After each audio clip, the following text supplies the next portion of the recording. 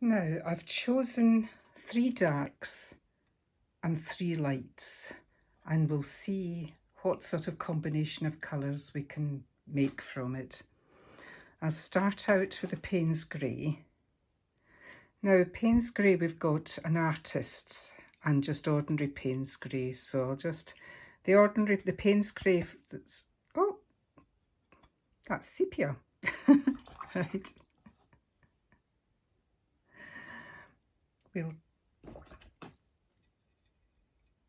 That's the artist colour in Payne's Grey. So I'm going to lay that down. I'll put another bit here and another bit there.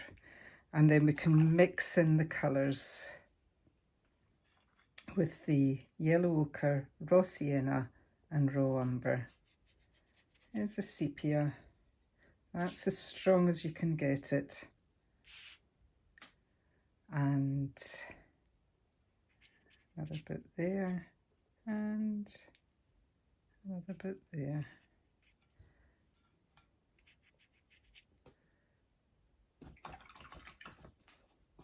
I'm just going to stick this down. Completely forgot to do that. No, we'll just get on with it. Right, so we've got Payne's Grey. We now need the indigo. So we've got the indigo here, which is quite blue. So we'll probably get greens with this.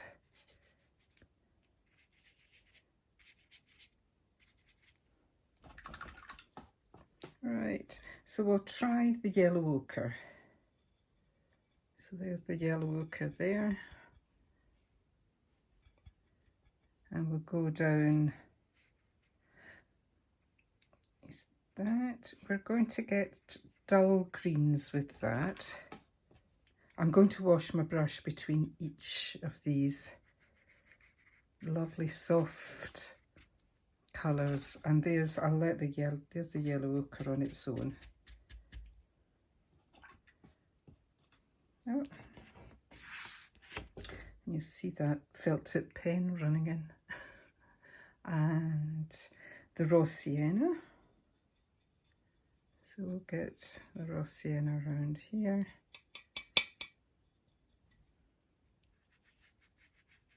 Which is much brighter than the yellow ochre, even though that is running in. So we'll see what happens when we go. Quite a fairly strong colour. And we'll bring it into the Payne's Grey.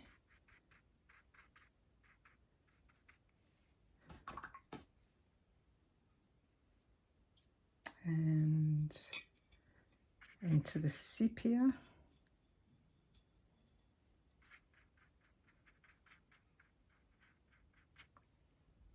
And into the indigo.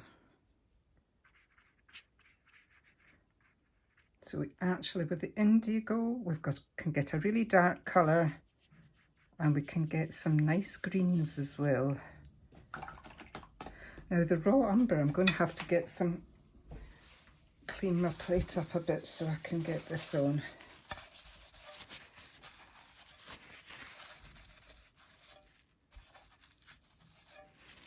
Now you can use raw sienna, I just happen to think I would try the raw umber. So here we go, here with this.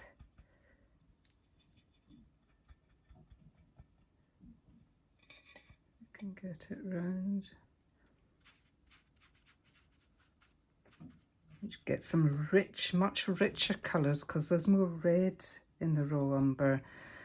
The sepia again, you can get, we'll make it, there's more red in the sepia, so I'm going to take that over so you can see it here. And again,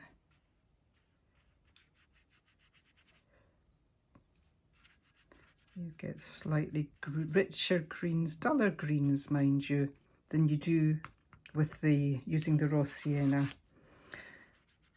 It's up to you if you want to use more colours, but that just gives you a little idea, I hope, of the colours. I'll go in a bit. You can see. So I'm going to let you see the picture. Now, I've sent this to you, so you might, I might send 2 different versions with the normal, and then you can try putting in a different filter if you wanted, if you've got that ability, and see what it's like making it black and white, silver point, an autumny colour. It's quite easy to do on some phones, but if you've taken it on a phone, but I'll just go with this basic photograph, and I'll point out various things. Your eye gets taken up to this tree here. There's not an awful lot happening in the sky, but there's a feeling of a movement coming round.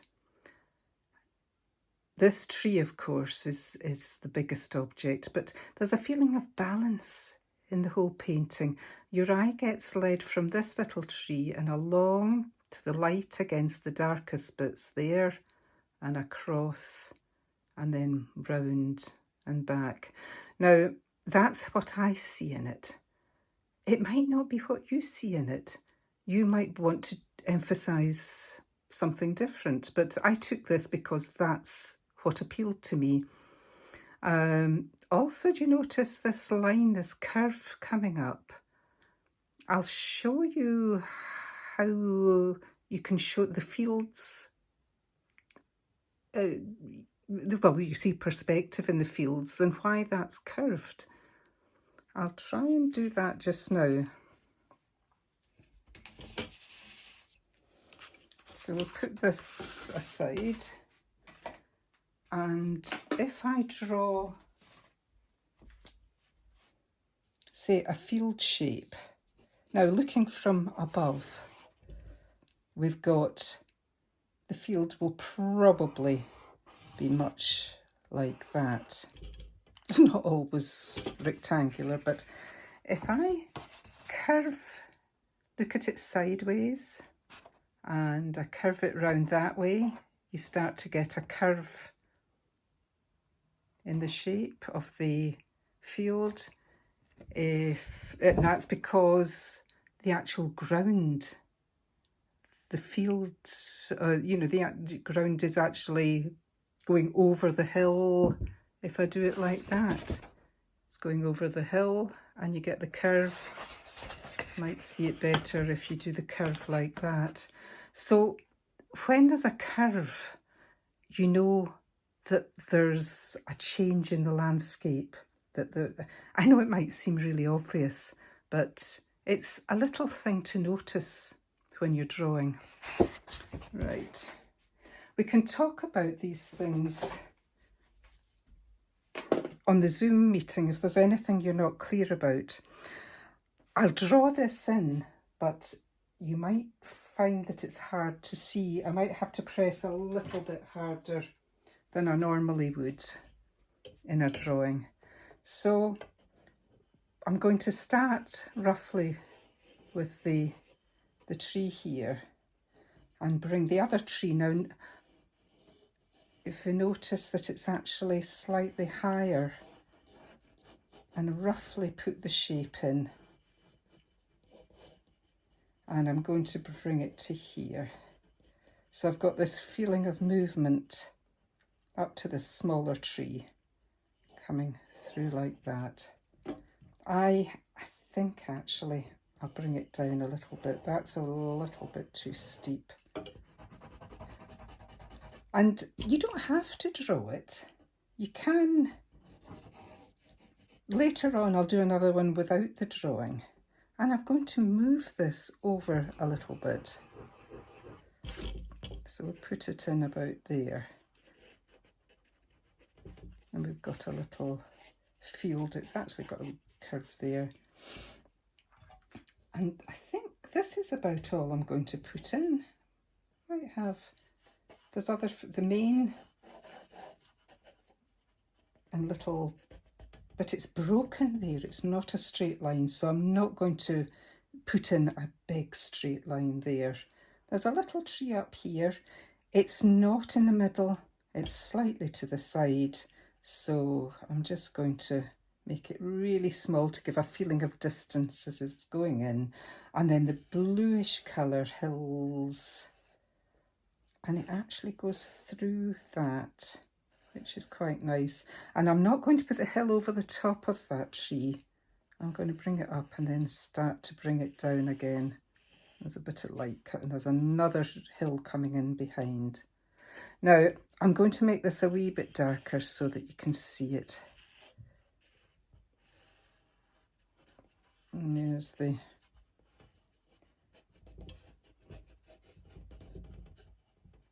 and coming up to there.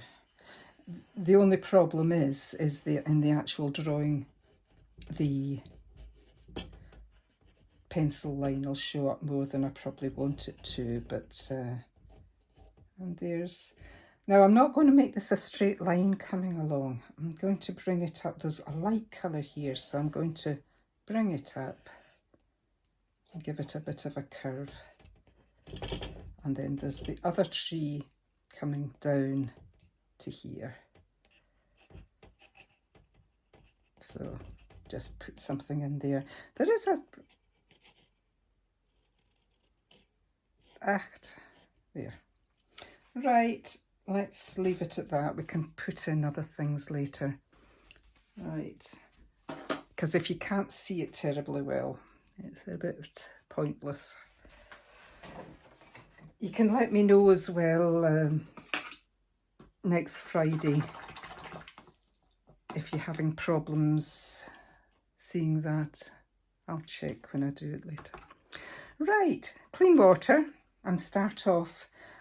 Do you know, I'm going to take the yellow ochre. No, I'm going to take the raw sienna. It's even brighter. So there's my raw sienna. And I'm going to put it in for the fields. I know they're green. I can always put a little bit of blue over the top, but I'm going to start out keeping it bright. I'm using a brush that holds quite a lot of water. So I'm just going to go over the tree. I could use a bigger brush, of course, but I put all these different brushes out so that when I was doing the mixtures, I didn't have to keep washing my brush. And of course, I completely forgot. Now, I'm going to take some of this slightly darker mixture. I think there's some of the Payne's Grey coming through. And I've got to decide, I'm going to take it right through that. And just taking some stronger colour. And I'll put a wash over the top, darken it down later. And I'm going to put this up in the sky as well. So we've got the light of the sky reflecting on the ground. Just bring it in on the horizon. Do you know, you could actually cover the whole page with it, but I feel as though these marks are going to show through later on, and I quite like that. So we'll get, that's maybe a bit too strong. Let's bring that down.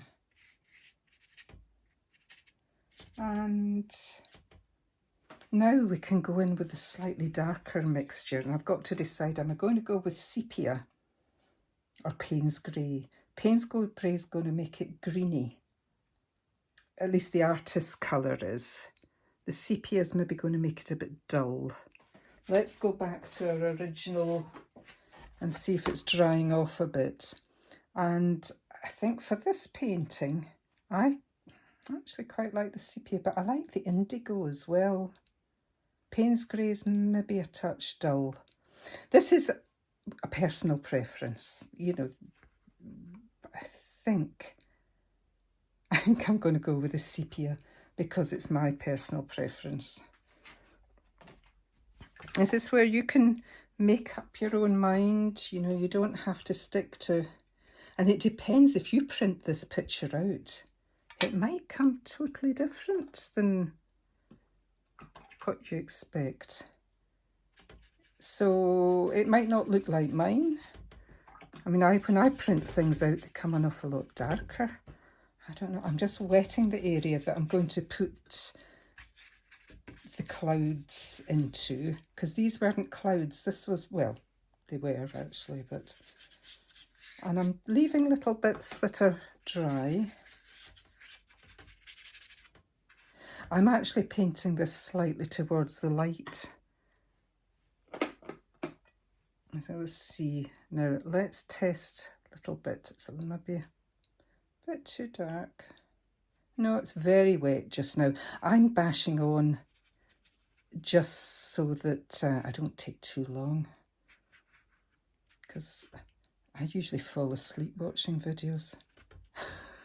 You're allowed to do that if you want. So there we go. And I'm just taking, I've just mixed up this, and because it's diluting on the page, what do I want? Remember your initial thought. My initial thought was, there's a circular feel to it. So I'm going to bring this down, and I'm going to bring it down here. Sometimes you just go with what's happening. I'm picking up some water that's there, and I'm going to just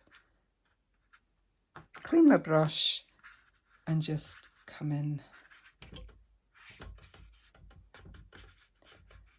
Now, it's running up that way. At this point, you don't. It's all quite wet, but you know, I'm quite happy with that. I can always go in and make bits darker later on, but I'm not going to faff around with it because it just is what it is. Now, if I can't really put the hills in just now, or they'll run into that sky, so I'll leave them and I'll go down and use the sepia. Now, you see, I've actually got some Payne's Grey running into that, but let's see what happens. So it would have been quite nice to use the burnt umber as well. I'm just going to keep to the two colours at the moment. If you want to try using different. There we go, we've roughly got that in.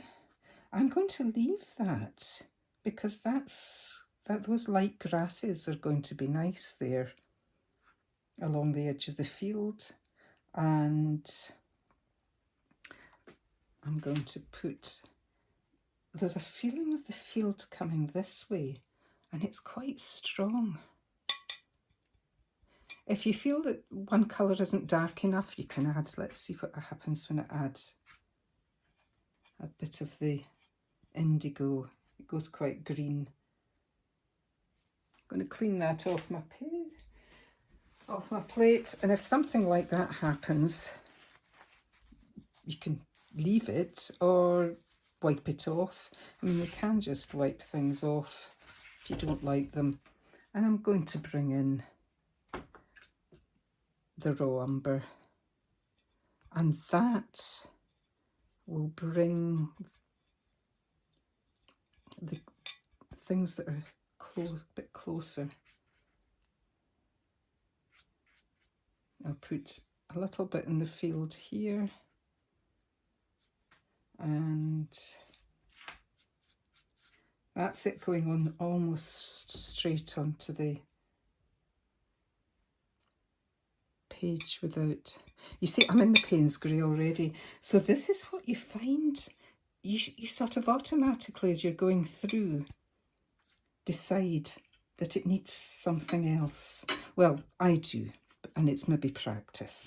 But this is where, if you're using collage or pastels, you can just pick up what you feel is going to look. Now I've got that coming out here. I've got this. Now, while it's still wet, I'm in at the Payne's Grey now. I can still use a bit of sepia to keep the Payne's grey warm. And I'm going to go up and take your eye up. Let it fade out there. Put in a little bit. That's soft there, so that'll push the colour back. We've got the field. Use your fingers if you want, thumbs. And we'll come up behind here. Bit too strong, so just calm it down a bit. And now this is drying off here, so I'm going to go in with the same mixture, quite a thick mixture of the Payne's grey and sepia. And using the side of my brush, I'm going to try and leave some lights showing and get the shape of the tree. Now this is a Da Vinci. It's a little grey sort of squirrel haired brush, and it gives quite nice shapes. And what I'm trying to show you here is more the process of what I put in first. But sometimes you don't always do the same thing each time you do it. So I thought that was quite interesting. And the next time I did it, it wouldn't be like that. Again, mixing the Payne's grey and the sepia and just bringing it in. And we've got the side of the brush, a bit darker along here, still wet. And you see, if you do it with a reasonable speed, you can, it's still wet, so you can paint into it. Now I need to get those hills in, so they've got to be paler, so I'm going to water down that mixture. And, oh, right, if it's running too much, I'm going to clean my brush, dry my brush, and just spread out that through the trees. Might leave a bit of light on that hill, but... And you'll see, because I've got it tipped up, it's running up, but I've taken a lot of that water away, so it won't run any further. I'm just picking a little bit more paint up on my brush and darkening down. So you actually lose the edge of the hill a bit. But I need to get this tree in. So because this tree wasn't supposed to, it was going to be lower than the hills, it does give me a chance to go back in. So I'm going to take what's off my brush, have a bit of paper, you know, so that you can blot your brush if you, and just, so I'm going to go in. Now you see the tree disappears, but I'm also getting rid, I'm getting a soft edge, which means that it looks as though it's further away. I would normally tip it up so it didn't run any further, but let's see, I'll leave that little bit of light there. And so do you see, I'm not copying it exactly. And I'm going to jump to nearly the last section, which is putting in, you see, straight out of the tube almost. And I'm going to bring some shadows in underneath the tree. And remember, you don't have to use your brush, you don't always have to use the point. Pushing the side. Carry on that little bit from there.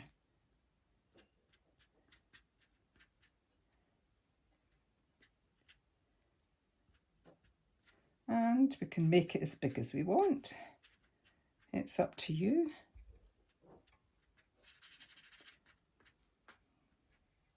And we'll bring this down a little bit further. Can hardly see any of the trunk. I'm going to bring this so that you can see it again. So let's see, is there anything now when I take it away? What do I need to strengthen?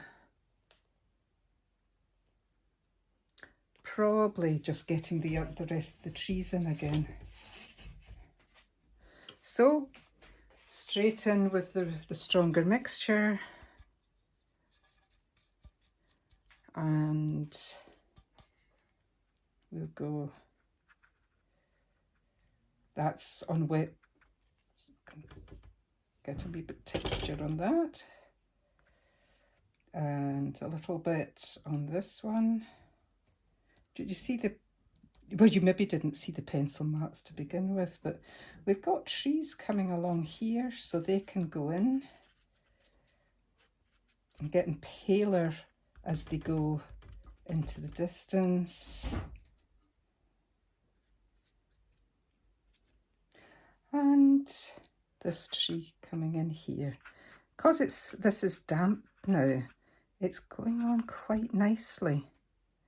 I can strengthen it again, taking, I could just use sepia on its own now, and we'll put that on top to bring this hedge forward.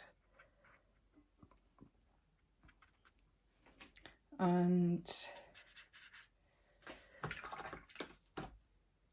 but it's obviously not a finished painting. I mean, I'm not, I feel as though I need to break, this is broken up here, and I am just going to soften that off. There's another field coming in there against those trees, and I'm going to soften those off, and then I can put the trees back in again. I felt that was an awfully big area, and maybe separate that out from that. And what I'll do is, we'll talk about how, if you use this as a base for a picture and you feel, oh, I could have maybe done this or that, how you can use pastels on top of it. Oils, chalk, or acrylic, inks. But this is your basis. It doesn't have to be the finished painting. And I think, was there anything else wanted to tell you? You might feel you don't want to do a drawing and just jump straight in. You might want to, if you prefer using pastels, you don't need to do it in watercolour. You can use whatever medium you want, and just give yourself freedom to have a go and see what you fancy doing. And then next Friday we can have a look, or you can just ask questions. We can just have a natter and see ideas that people have come up with. So I look forward to seeing you then, and I'll send this out this week to you. Bye just now.